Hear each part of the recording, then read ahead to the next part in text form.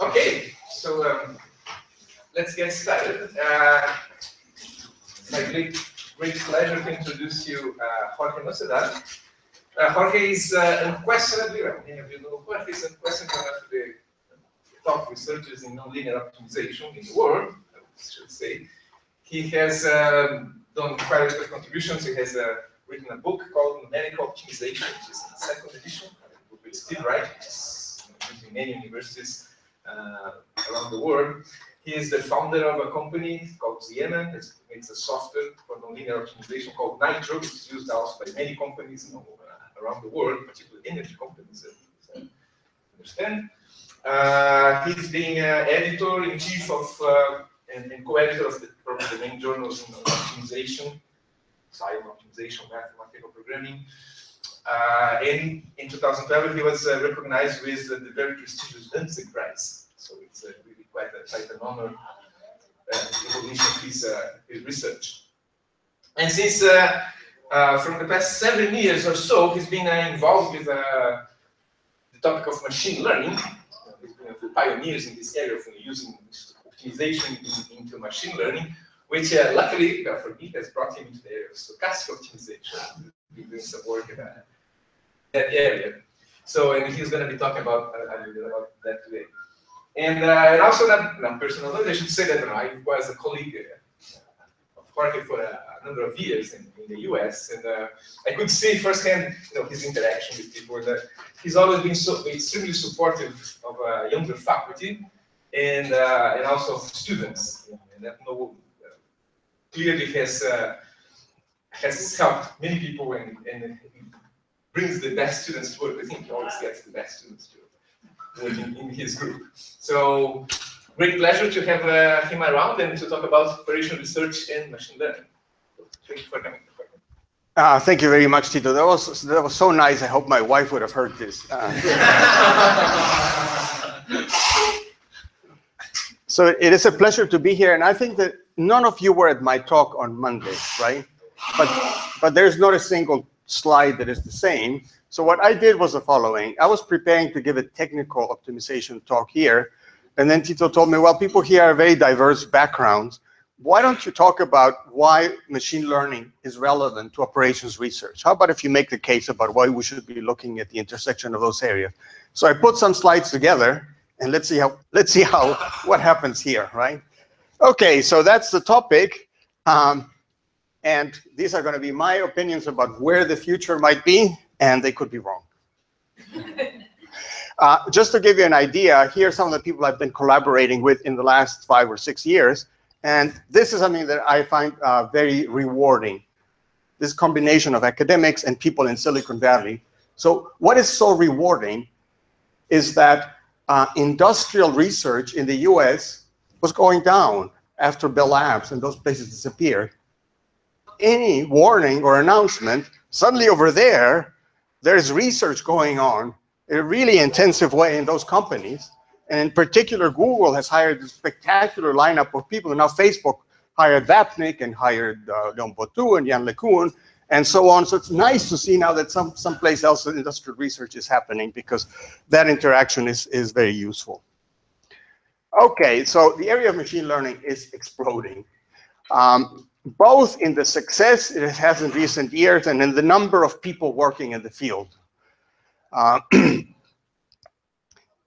In many ways, it has displaced traditional classical artificial intelligence techniques. But just to give you an idea of how much that area has exploded in terms of size, I wrote an 80-page paper on the stochastic gradient method. We wrote a review paper called Optimization Methods for Machine Learning. We published it 2 days before the machine learning conference called ICML. And there, the 3 of us presented 2-hour tutorial on our paper. And there were 700 people. 700 people attended that talk, and there were 2 rooms. I mean, this is just a huge number. And the talks on deep learning were even bigger. So you would say, therefore, I don't want to get into that area. It looks like a zoo, right? But that's machine learning. Here's operations research. We're talking about here, right? Okay, so what is the future role of operations research and machine learning? And many people have made the case about the importance of analytics in operations research. That's pretty clear, very well established. And there's no question about this. So the only thing is that this difference will not be about analytics. And Bert Simas gives a very good talk about why analytics is the future of operations research. This talk is about machine learning. And then you're going to say, well, what's the difference between analytics and machine learning? And I'm not going to get into that discussion, because instead of that, I'm going to show you examples of what we do. Because there are discussions about what's the difference between statistics and machine learning. And we don't want those discussions. Ideological discussions. So the relevance of machine learning to operations research is twofold. First, machine learning is based on statistics and optimization. These are the core methodologies. And they're also the pillars of operations research. So people in our community are looking at statistics from that point of view and optimization from that point of view. And therefore, some of the ideas in operations research may be translatable or applicable in that domain. But also, the success of machine learning in areas like speech and image recognition, search engines, the kinds of examples I'm going to show you here, suggest that it should be possible to build intelligent systems in many other areas, not just in those that, you know, the Silicon Valley company have poured millions of dollars, right? So that's the way I see the two ways in which things can interact. So what could be the impact of machine learning in transportation, logistics, healthcare? And many people are even talking about law, right? And I think that that's to be discovered. Okay, so I'm going to do the following. I'm going to describe machine learning by means of two examples. And then I'm going to see where the optimization enters and where the problems are. So how about if I give you two examples, even though they seem a little bit remote from operations research? But I'll give them to you because these are things that I really understand. About speech recognition. It's a very hard topic, but I think we can get all the main concepts in a few slides. All right, so the way speech recognition is as follows. A person generates acoustic frames, and then an expert knows what features, what attributes to look in those acoustic frames. Certain accelerations, certain plateaus, certain periodicity, right? Suppose that someone determines that there are 3 features that you're looking for in every frame. And for every one of these features, you're going to find a number to that. So when you look at a particular acceleration, that particular acceleration has a value of 1.8 in this frame. And the second feature has a value of 0.2, and the other one 9.1. And suppose there are only 3 features. We may have something like 256, but suppose there are only 3. So you extract those automatically from the acoustic frames. Now, what do you do with that? So, by the way, this is the sound. These are phonemes, phonemas, G-O-S-T, basic elements of sound. You're trying to identify those, right? So here, we got the features for the sound O.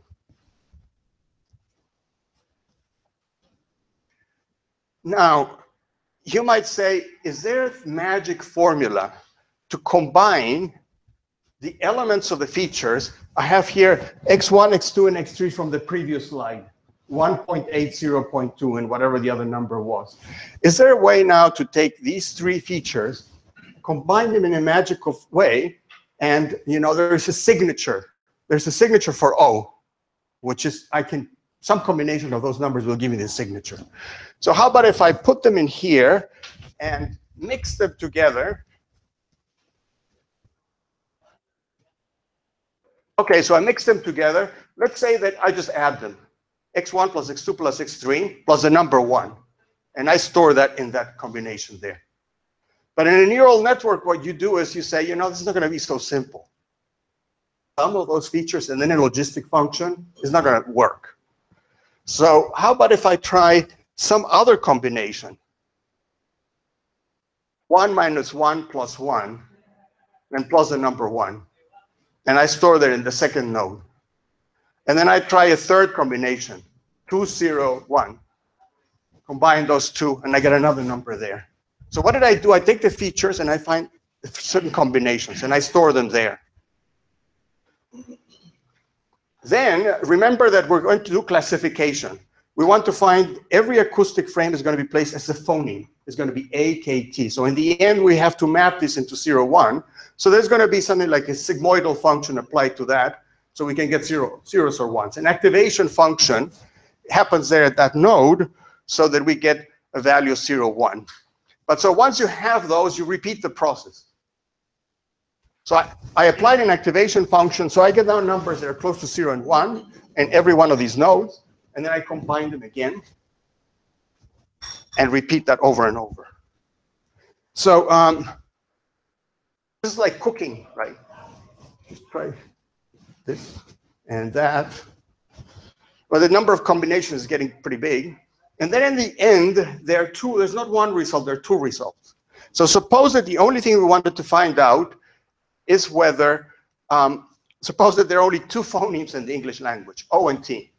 And we need to decide whether a particular acoustic frame is an O or a T. So the end result of the neural network, where you apply a sigmoidal function, is going to give you a probability. This is going to probability that the information that you put in here was O, and that's a probability there was a T. So you're going to get some numbers. And if you get 0.7 and 0.3, then you say, well, it was an O, right? So that is, in very simple terms, how the basis of a neural network works.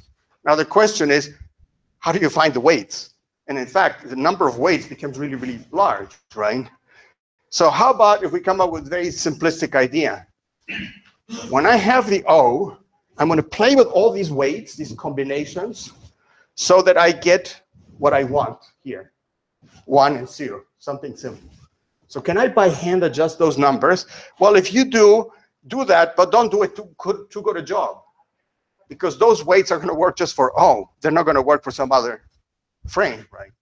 Now, you repeat that. If you have now the phoneme T that has a different signature in terms of features, you feed them in there, and then you try to adjust the weights so that you get the right thing. But so I adjusted the weights first for the O, then I adjust the weights for the T. So you would say, maybe I adjust them for the O and then make a small change to adjust for the T. Well, no, not really. I mean, we know how to solve linear systems of equations. We're going to do it all at once. So how about if we now, the way it's going to work is, how about if we adjust the weights at once? Okay, so instead of 2 examples, we're going to feed 1,000,000 examples. And we're going to propagate this, and we're going to output here. But we have 1,000,000 examples that are labeled. So for every example, we can do like least squares, right? For every example, we know that we wanted 1, 0, and we got 0.7, 0.3. So the difference between those 2 is the error that I got, right? So for every example that I feed, I have the correct label, the correct category, T, O, A, whatever, and this is what I get. I take the difference between those 2 with a loss function, I add them all together, and so what I'm doing now is just standard like regression, right? So I have the sum of all the errors after I fed 1,000,000 examples here with the weights that I chose. I haven't told you how to choose them. The optimization is going to do that for you, right? So in a moment, I'm going to tell you the optimization runs in a tremendously intensive way and finds the weights, right, for those 1,000,000 examples. And how did they find them? To minimize that loss function. You have that, it's going to be a summation, and you adjust the weight so that it works that way. And when I was talking on Monday, I was mentioning that it's more realistic right now in speech to have something like 36 million examples. Now, a small question about why the world advances so quickly. In 2009, when someone first called me from Google and they said, you know, you want to work with us because we have some interesting nonlinear optimization problems, and you know, we know one of your algorithms and blah blah blah, and you know, people contact you. You know, if you know optimization, all sorts of people contact you. They want you to work on whatever problem it is. But this person, Will Nevitt, who was in charge of speech at that time, he said, you know, there's something that might interest you. One of them is, at Google, we have more data than anybody. We have more computers than anybody, and we have the best coders than anybody. Does that sound interesting? So the question about the more data than anybody, so they get acoustic frames, and they have people looking at them and marking them by hand. This is an O, this is an S, this is an T. They hired people. So what was the audacious things about those companies? That they think huge scale from the beginning. We're going to do speech recognition. We're going to hire a lot of people to mark acoustic frames. So we have labels and we can do these things before. And if someone had been shy and had been only produced 1,000 examples, it would have never worked. This would have, the scale here is extremely important. Okay, so this is an idea of a neural network. Once this is done, once you have found the weights, how does it work? When I talk to my phone, what exactly happens, right? So when I talk to my phone, acoustic waves are being generated. They go to the cloud, right? So, and the cloud receives my acoustic waves, extracts the features, puts them into that neural network that now already has the weights that have been optimized, gives a prediction, and chooses whatever has the highest value, right? So now they're going to be, over here, 9,000 outputs. 9,000 outputs. It's not because there are 9,000 phonemes, but there are 60 phonemes in the English language. But as I will mention in a moment, you cannot predict one phoneme at a time. So they predict 3. What you're going to get here is the prediction of 3 phonemes together. I'll talk about that in a moment. 60 times 60 times 60. And if you eliminate things that cannot possibly happen, you end up with like 9,000 classes. Have a machine learning classification problem where you have to put the population in 9,000 different classes. This is an enormously difficult problem, right? But what makes this problem? Yes. No. No. This from the training problem. Yeah, I mean, in the major speech recognition systems that you use, everything is in the cloud and you have no control. The only thing they will do at this point is identify a dictionary that you belong to.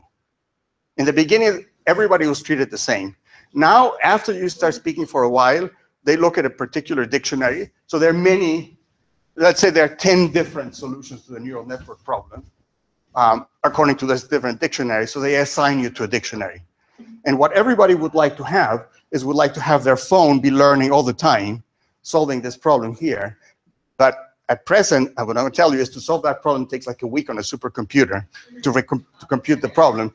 So all you could do would be some adaptive changes. And there are some systems that will do that. They will learn a few things like this. But now we're at the moment that a huge amount of energy is being consumed to produce these products there.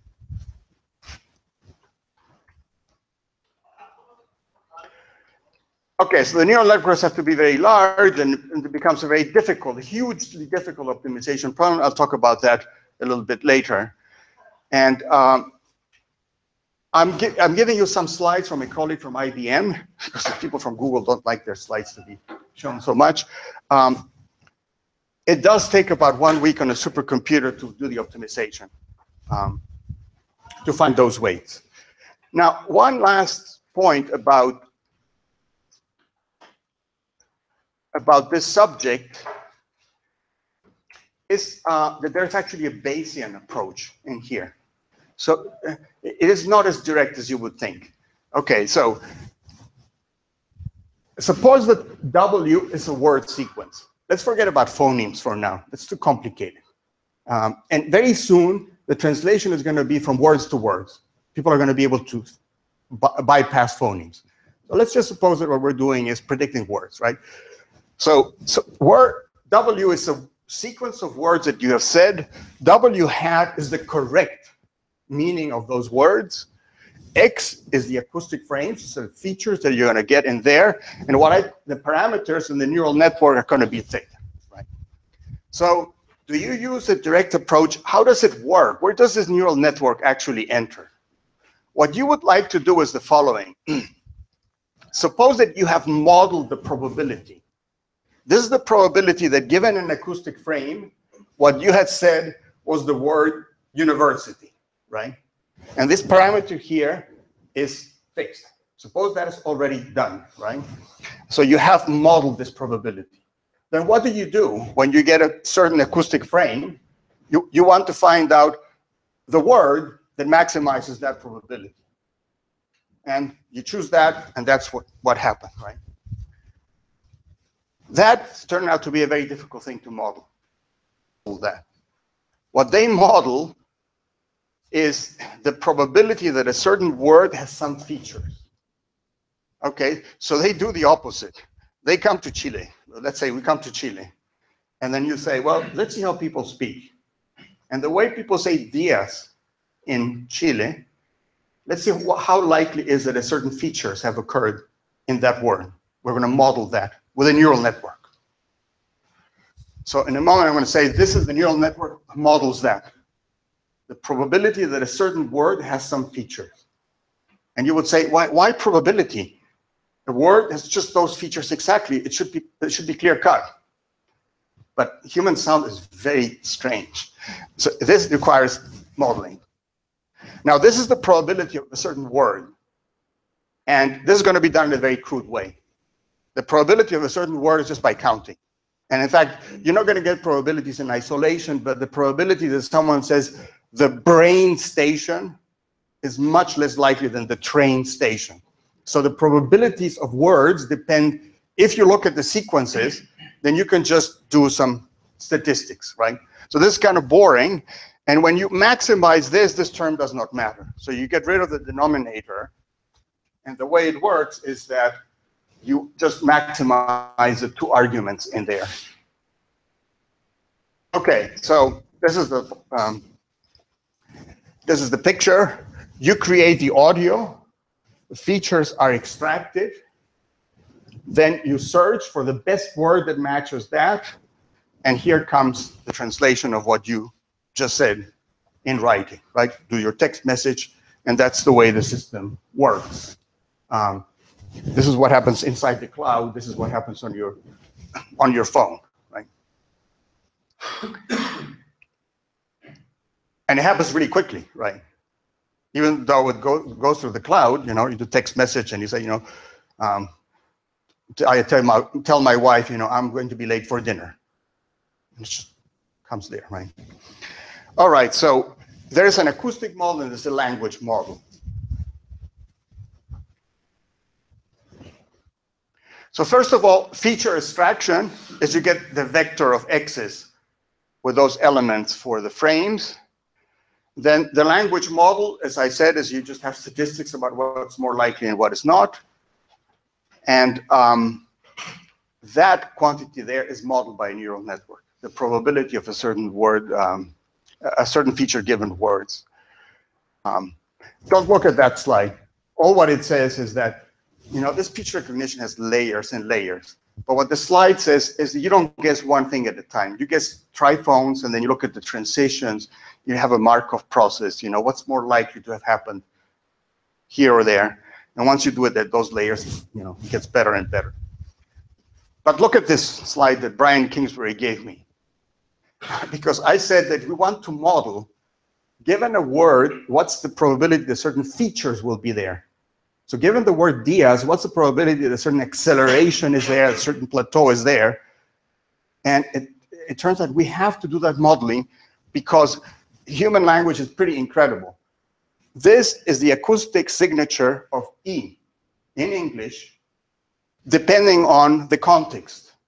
So if there's a T in front, or there's a C in front, the acoustic representation of that sound is totally different.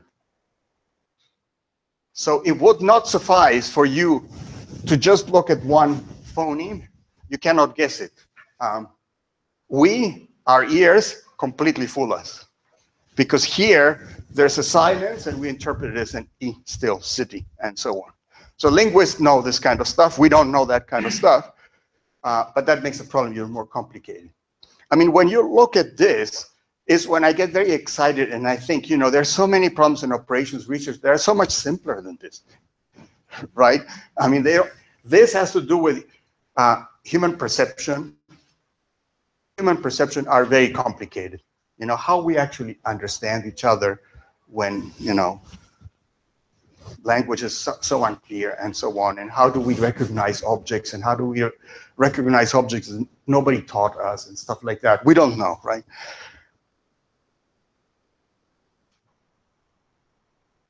And you don't want to hear that.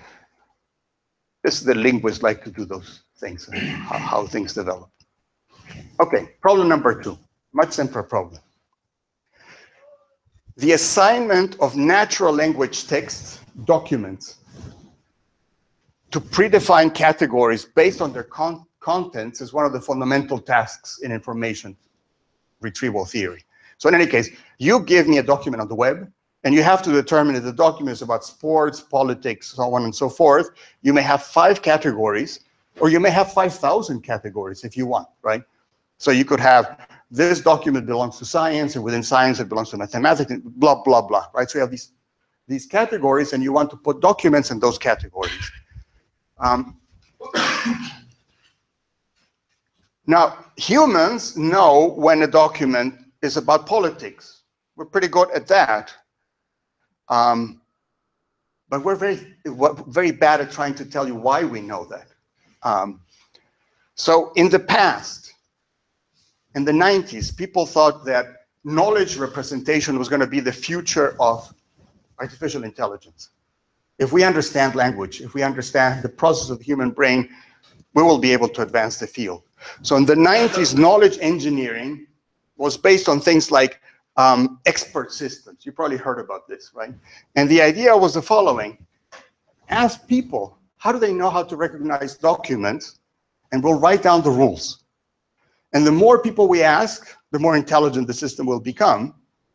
For example, someone would say, oh, a document is about politics because it's the presence of many politicians, right? That would be a pretty clear way to do that, right? But is it really so clear? Is it always like that? Well, I claim that today you could hear a text about a politician who talks about his hair, Miss Universe, and how much money he has, and it's about politics. But you would know that, and a system that hasn't been trained for that would be completely fooled. So expert systems did not work. The more rules you put, the more unwieldy it became, and big data was bad. Many rules were bad. We don't understand those things. That gets swept away by machine learning that does things by examples. It learns by examples. We know that we humans learn by examples, but what we're going to do is get our algorithms to work by examples.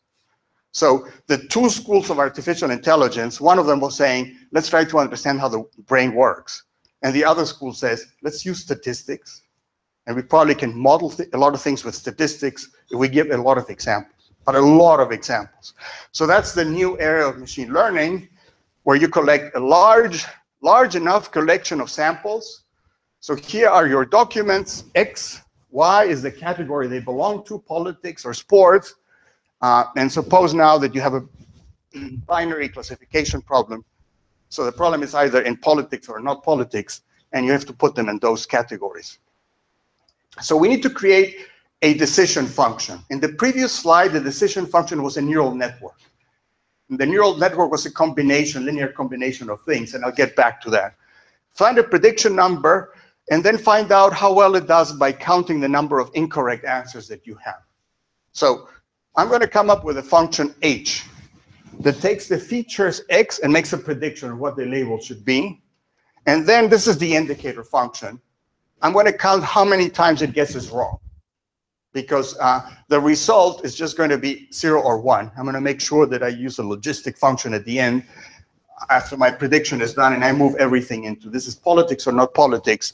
And so I'm going to evaluate how well the system does by counting the average number of errors that I made, right? So after you come with a prediction function, that is a good measure. This would not be a good objective function for optimization because it's a discrete problem that would be very difficult to solve. Now,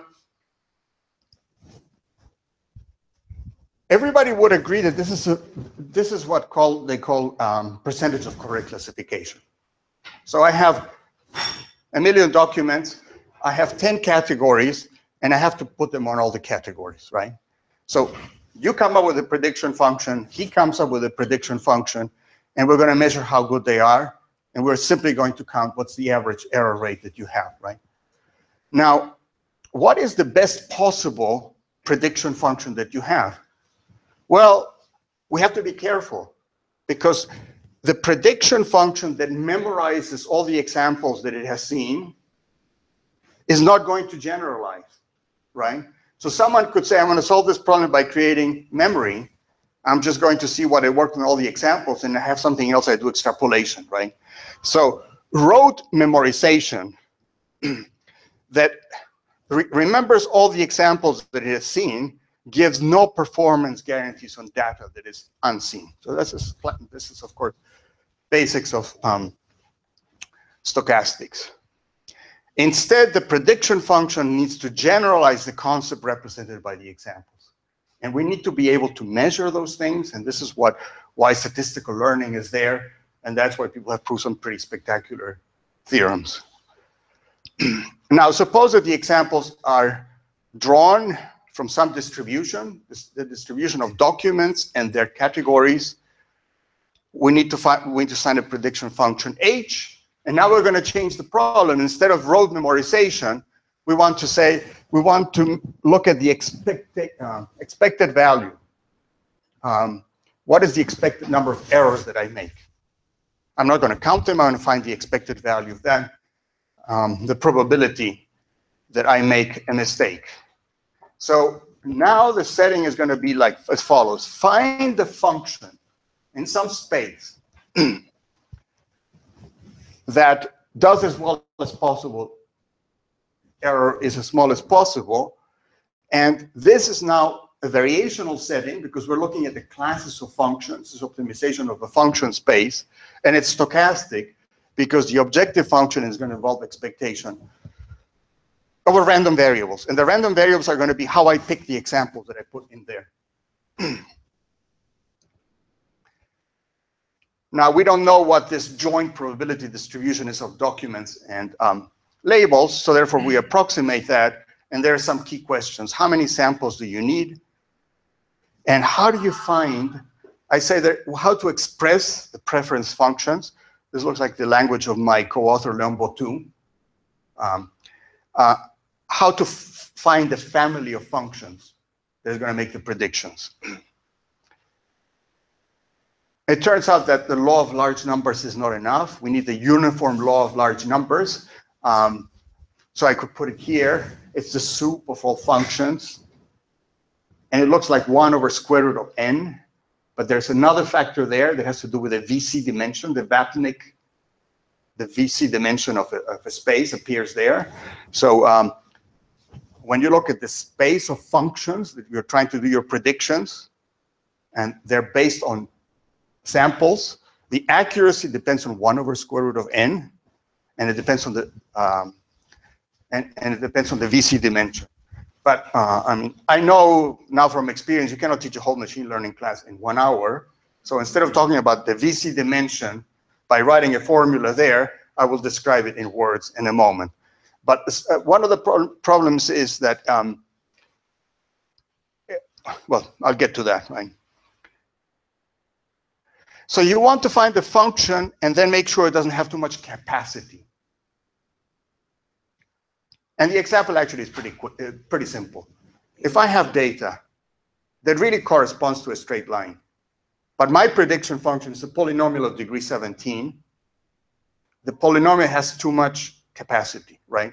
And it's going to give me bad results. It's counterintuitive.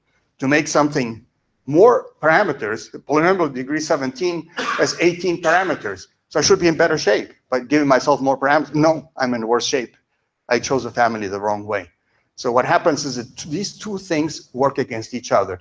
The more data you have, the better the predictions are going to have. And the capacity will be good if you needed it. If the data really came from a polynomial of degree 17, then you're fine. But if it doesn't, then it's going to hurt you, right?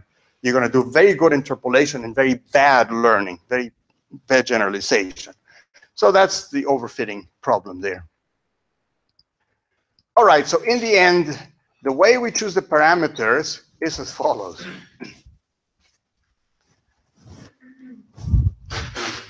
We want to find the prediction function h that minimizes the expectation now became the sum.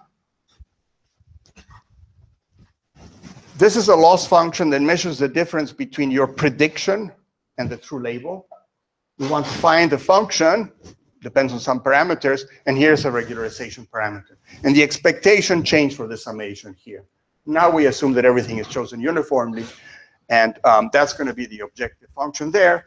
But still, how do you choose h? Well, the loss function could be least squares or could be a logistic function. And the simplest case is that h, the prediction, is simply a dot product of the features that you have. And if this is a dot product, and then you use the logistic function, you're doing logistic regression. Okay, so for document classification, actually, it works to use linear functions. Now, this slide says you need to match the complexity of family of prediction functions to the size of the training set. And here's an example of how PowerPoint does not always work with a PC, right? Because I can tell you that I didn't write that.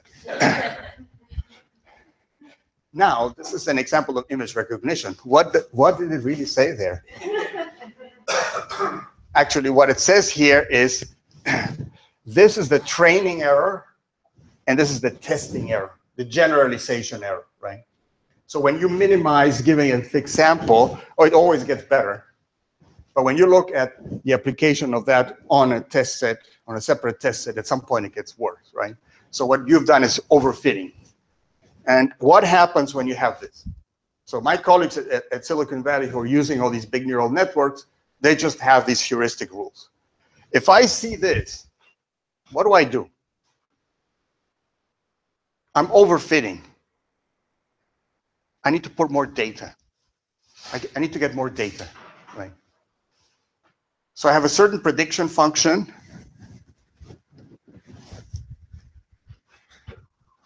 And I'm doing too good a job on that. If I give myself more data, these two curves should be closer.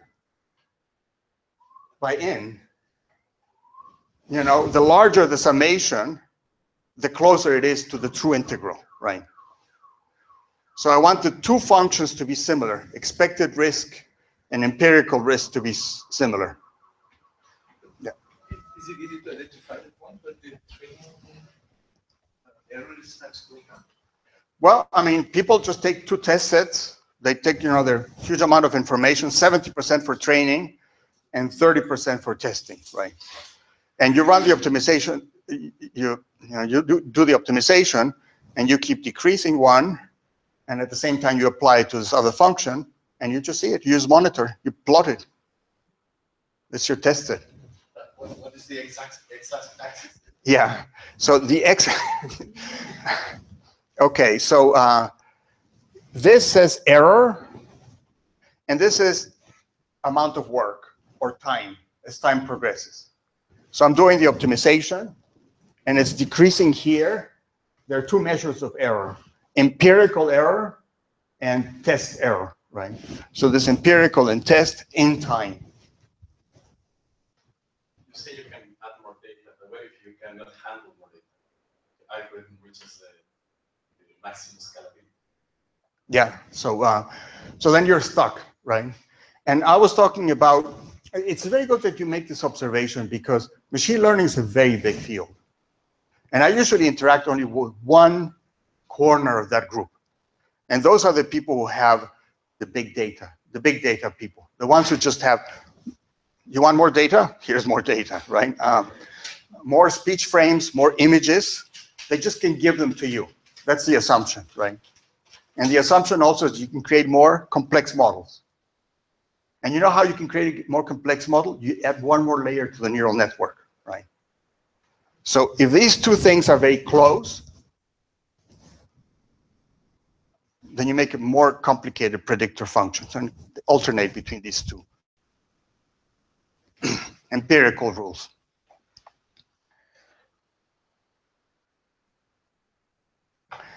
And just an observation here, because this would make some of my colleagues in artificial intelligence angry. And that is that for 15 years, people looked at rules. What is the way to represent knowledge? And instead, what's happening today, by the way, most of those people shifted communities. Now they're doing machine learning, right? Instead of that, the questions that we're asking is, what is the kind of decision functions we should choose for every particular task? And neural network is not going to be the best way for everything. It's not going to be the best model for everything. And within a neural network, how do you do regularization? How do you choose the class of functions over which you're minimizing? So we're looking at those rules instead of others.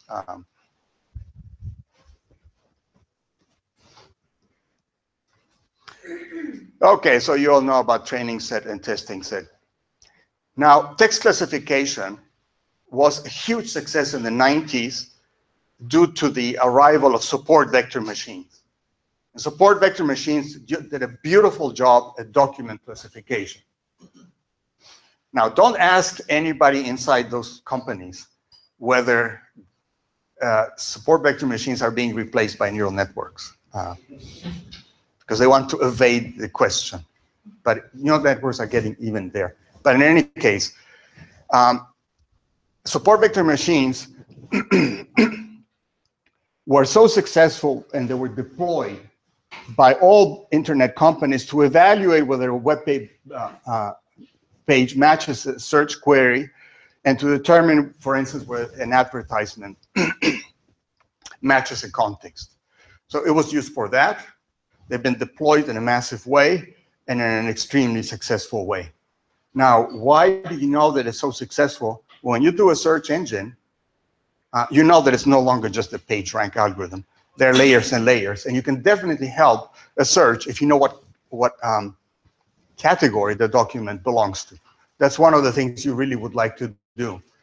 So that, Roberto and maybe Tito are old enough to remember how bad the search engines were, where they would give you a result that was out of context, right? Now, somehow they get it in the right context, right? And it's getting better with time. And it's not just the big data that remembers who you are and what you did, but it does things of this kind, right? And the other thing that nobody talks about in academia is that it's very good at doing ads, right? I mean, you as a user just see that you're being bothered there on the side by ads and you just ignore them, right? But they must work because they're making billions of dollars out there advertising, and they're of course trying to make them better and better. So again, so that when you are looking for something, you don't get strange answers. When my book first came out, Olvi Mangasarian, some of you know him, sent me and Steve Wright an email message saying, "Go now to Amazon and look at the page of your book." So we went there. This is, I don't know, 10 years ago. We went to the page of the book, and in the bottom it says, "People who bought this book also bought underwear from the Gap."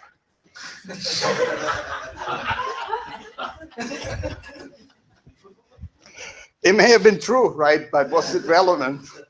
And you know that, and now it's pretty good, those recommendations. Actually, you can find good books that way, right? Now, I want to explain through this example why it is that in machine learning, you want to solve high-dimensional optimization problems. You want to include many parameters in the system. So remember we said a polynomial of degree 17 may be a problem. So intuitively, you would say, I want to find models that have as few parameters as possible. Well, the community has found that the opposite. Okay, so there is something called the bag of words that was really successful for document classification. And it works as follows. If you have a document, and what it is news. Suppose you get news reports, all of them 1 page long, and you want to find out what they're about. So every document is represented by a vector. And the vector relates to a dictionary. There's a dictionary of words. And if the first word in the dictionary appears there, it doesn't appear, you put a 0. And if the word appears there, you put a 1. And if it appears twice, you don't care. You just put a 1. There are more sophisticated ways of doing that, but you create a vector like that. So for every document, then you have a sparse, extremely sparse vector X. And in this example that we have used for many years, the RCV1 Reuters document, the dictionary has a size 47,000. So that's the size of the vector. And the documents that are being tested are usually short stories. So someone has a short cable like that, you know. Prices of copper in Chile are predicted to go lower next year. Boom, that's it. And you produce a vector with that. It's going to be zeros almost everywhere because there were not many words to start with, right? So you create a document like that, the bag of words.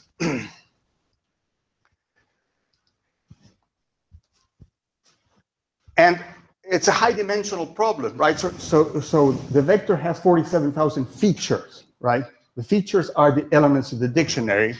Now, suppose you want to create a linear predictor function. So the number of parameters here has to match the number of elements in the vector there. So you have 47,000 variables. It became big pretty quickly. Then you apply a sigmoidal, and so on. So practical experience has shown the following. Don't try to be clever and say, you know, most words in the dictionary are not going to be used, right? That's a bad idea because actually very rare words are going to help you classify things really easily, right?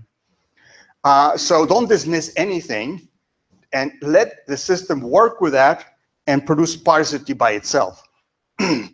So theoretical arguments and experience has shown that high-dimensional representations plus regularized optimization work better than trying to restrict the vocabulary to avoid overfitting and so on. And I mean, here you have a parameter W, but if you're doing multi-class logistic regression, then you would have one vector W for every class that you would have. So this is how this would explode in dimensions, and it does explode in dimensions, and people solve these problems in very, very large settings. And of course, people also solve them on real time.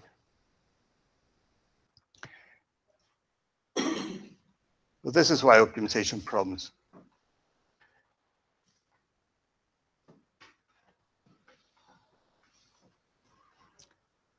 Common sense would say that using the simplest prediction function and the simplest loss function would simplify the optimization, accelerate experimentation, and be the best thing we can do. I mean, we've been taught this all through our education. Find the simplest model. And that's what machine learning did until about 6 years ago. This strategy has been challenged by the introduction of deep neural networks, where the prediction function is highly nonlinear, very difficult to understand, tremendous capacity, and so on. And that's a neural network that I wrote in there. In 2012, the first results were published in Speech. I'll have a graph there. People were working on bringing down the error rate, and then suddenly neural networks were introduced, and the error rate dropped, and dropped, and dropped.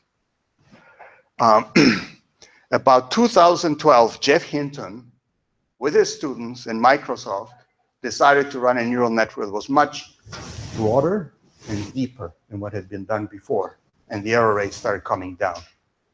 And some other students of Jeff Hinton did some other experiments. So Microsoft had those results. They were known. This is about 2010, where the first results were produced. But the first competition was in 2012. And I'm giving you here a historical table of results of the winner of the ImageNet competition. I decided to get rid of my speech. Speech is now gone, too complicated. Soon after people had all this success with speech recognition, they started moving into image recognition, and they saw the same thing. So here is the error rate. Let's see what the details are of this.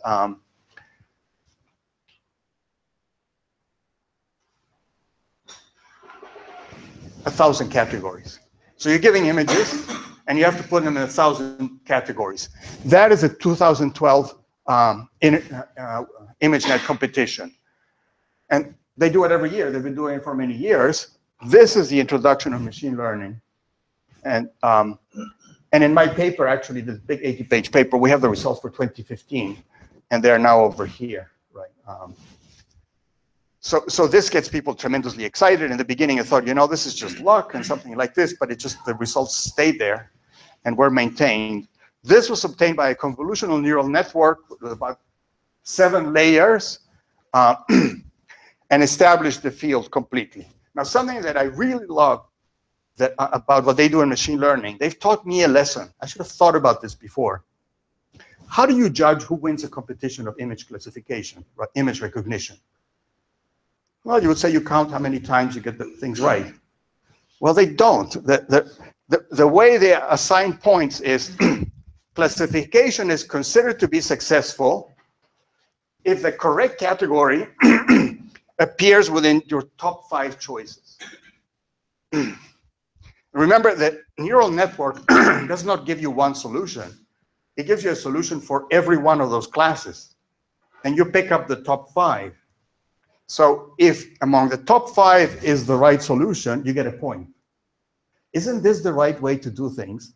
Because you always get a second chance. So after you've done the image recognition, maybe you can apply another program that says, what was the image before that one? Or maybe a human, like Andres was talking about, a manager can make a decision, right? So why commit yourself from the beginning?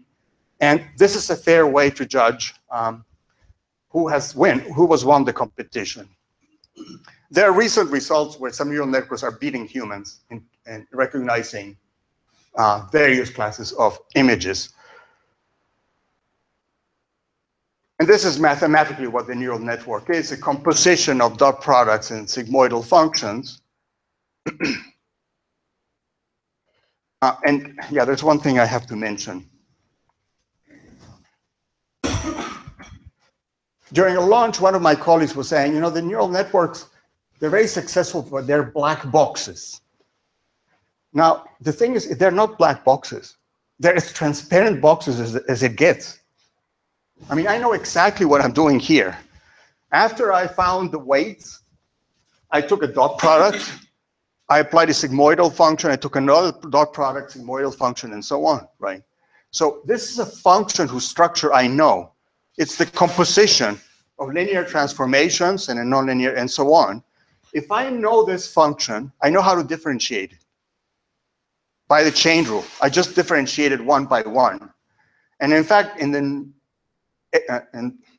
the discipline of numerical computing, people have developed something called automatic differentiation, or the backwards mode of automatic differentiation, where any function that can be represented as a tree, you compute the partial derivatives. So now what I want to know now is, I have here an objective function. I want to know what the gradient is, but I know the function completely. To find out what the partial derivative of this objective function is with respect to this weight and that weight and so on, all I have to do is take the partials. The partial of this with respect to that and so on, and I move that backwards, right? So if I know a function, I can differentiate this. So already in the 1980s, the pioneers of neural networks recognized that there was a way to do this automatically, compute the derivatives automatically, and they call that backpropagation. But then this problem will be highly non-convex. The problem is tremendously non-convex. So how do you end up just with some local solution? In principle, be very bad. No? So one person was at my talk. Who said that they were at my talk on Monday? Okay, so I have some slides about that. It's a big story. It turns out you end up at different levels, but with almost always with similar objective functions. Nobody understands. People are trying to understand that now. Okay, so what are people trying to understand? You have by the way, the activation functions have been replaced now. Instead of sigmoidal, what people use here,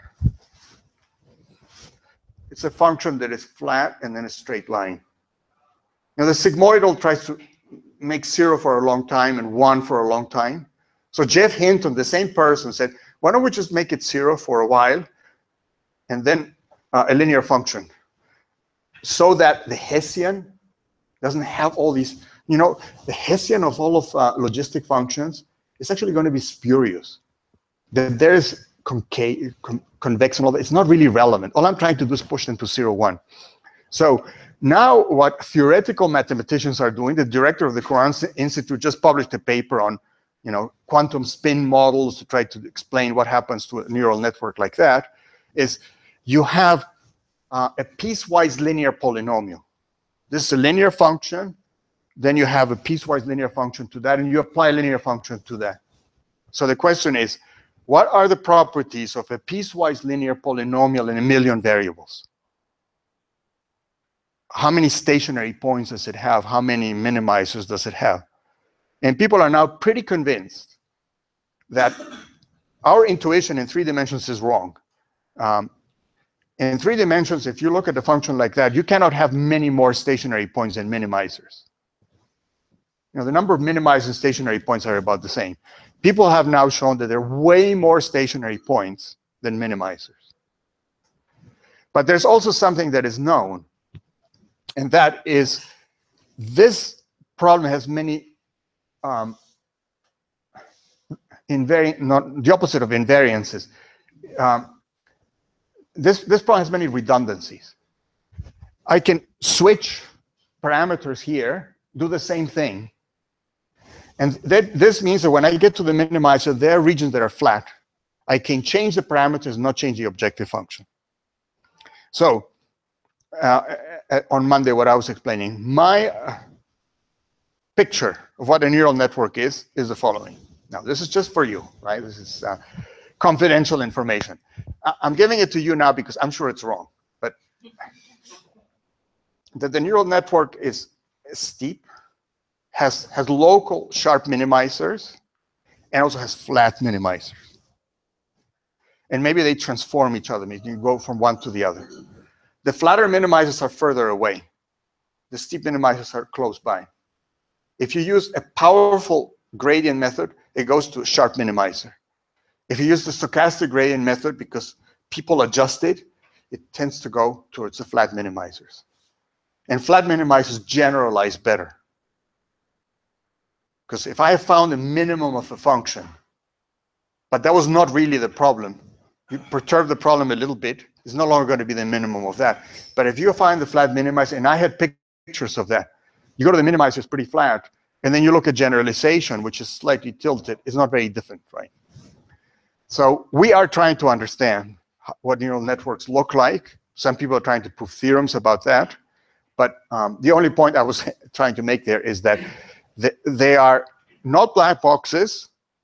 We know everything about them, but we don't understand them because they're so complex. We don't completely understand them, they're so complex.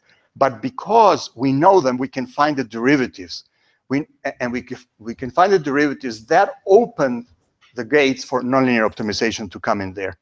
Because if you wanted to do derivative-free optimization of a function, even with 1,000 variables, you cannot do that, right? Minimize a function just by sampling the function values. And you have 1,000 variables, you're lost, right? But if you have derivatives, now the derivatives are going to cost you a lot.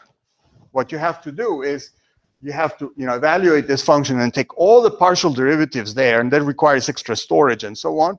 But right now, there's software that has been created by academics and Google that allow you to build a neural network.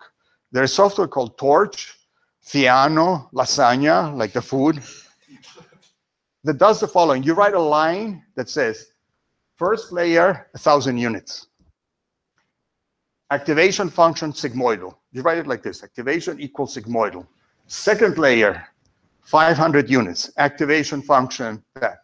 Third layer, convolutional layer. You write them like this. You press a button, computes this, computes the derivatives, calls the optimizer. You can choose among several optimizers, but if you don't choose, it calls an optimizer. Then you watch. Comes up with the weights.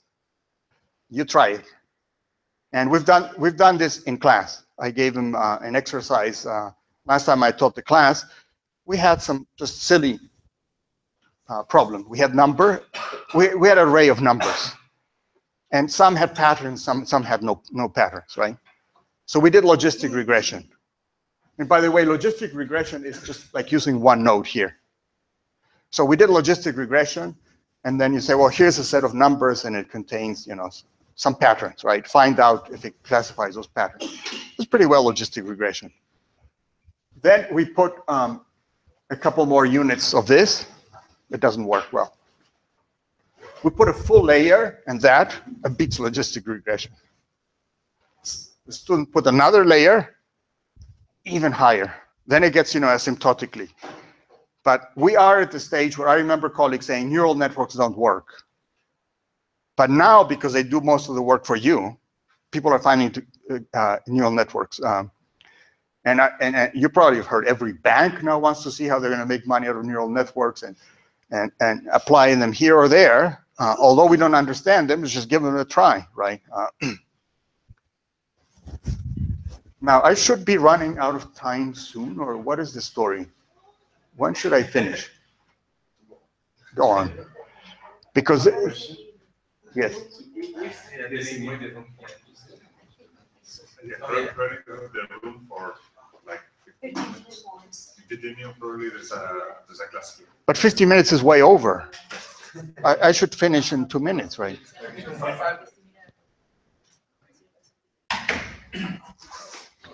In the same way that functions are replaced by piecewise linear functions, can you find some linear representation of the model? I mean, or is it still highly nonlinear? If you replace it's a piecewise polynomial. Say if you have 7 layers, it's a piecewise polynomial of degree 7. Why piecewise? Because, well, it's piecewise of degree 7. But in a million variables. That's what the problem is. The problem is the dimensionality. So people are trying to understand, first of all, how they look. Do we really need to know how they look, or do we only need to know how they look in the optimization area where the optimization algorithms work? Do we need to know if we get to the global minimum? Is the global minimum good enough, or what is the characterization of those properties? What is the minimal neural network that you could work with? And people are doing both things. Some people have neural networks with 100 layers. Others are trying to make it as short as possible using what is called a recurrent neural network that I talked about on Monday. Work has loops that go back to itself, has history. It's for sequences of values that go in there. But there is one slide I want to show before we're out of time. Convolutions is very powerful. Without convolutions, there would be no image representation. So 2 weeks ago, there was a workshop on machine learning. See you. Okay. I'll finish in 2 minutes because I also don't like when I'm sitting there and people talk too much. There was a workshop on deep neural networks at Stanford, and Andrew Ng was one of the leaders in the field, produced the following graph that I think is something that you want to take with you as the final graph for this talk here. What he said is, this is what I have observed over the last 10 years, going from being a professor at Stanford to being the person who initiated the brain group at Google, and now being the head chief scientist at Baidu in Silicon Valley.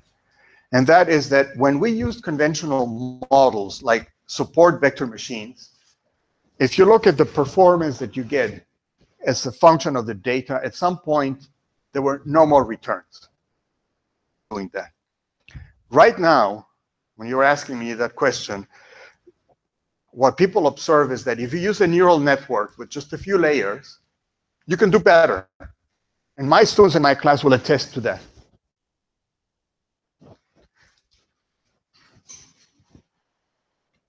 But if you make it even deeper, not only do you get better performance, but the performance doesn't seem to be leveling off. So we seem to be at a point where more progress apparently can be done. And everybody is expecting the day where image recognition problems are going to beat humans just on most tasks. You know, it happened with the Go program, and little by little, humans are being debunked, right? So this is the feeling that he has. However, notice this part of the graph here. Nobody is saying that when you have small data, that's the way to do things, right? Because you don't want something overcapacitated when you have a small amount of information. Okay, so I had a few more slides, and then I'll just put, oh yeah, this is how the optimization methods work, and I didn't get to that. How Tito's name was there. Why? Oh, that paper, stochastic approximation. Where are the final remarks? That's the slide that people really like when they see someone say final remarks. Final remarks. So I hope that next time that we meet, we can talk a little bit about the opportunities of machine learning in operations research in related areas. Both ways. We teaching them teaching us, working together. At present, people are using highly nonlinear predictors. They're dominating the field. This is where the excitement is for very large-scale applications. I have colleagues who work on medical problems. They're trying a particular treatment. There's only 1,000 data points. That's it. You can't do that. Not everything is infinite amount of data. But for problems with that highly nonlinear predictor, new optimization algorithms are being developed. But interestingly enough, some of the most interesting ideas on new optimization algorithms are not coming from the optimization community. They're being developed by researchers in the machine learning. For example, Mark Schmidt came up with an idea of something called variance reduction algorithms, a variant of stochastic gradient. They're able to prove linear convergence. It's a result that experts like Bert Sekas or Shapiro thought it would be impossible to do, because it seems to violate Nesterov's optimality. But it comes by storing more information. Came up with such an idea, so there's a lot of papers about that. Are they successful or not successful? You know, only with time do you see, but they're really interesting. At this very moment, the stochastic gradient method is the optimization method of choice. It dominates. And whereas when I started going to Google in 2009, all sorts of people wanted to try all sorts of optimization algorithms, right? People are saying now, I'm using the stochastic gradient method, thank you, right? We still want you to give talks because who knows, right? But there's going to be resistance because the stochastic gradient method is getting to be so popular. I do not believe that this is going to be the ultimate algorithm parallelize. It does everything right, but it does not parallelize. Well, so there's going to be a lot of resistance, but that is not a new thing. That has always been, that's a common thing. And only time tells if some algorithms are going to work. And the best thing is to come up with algorithms, and then people will find a way to use them. Okay, so thanks.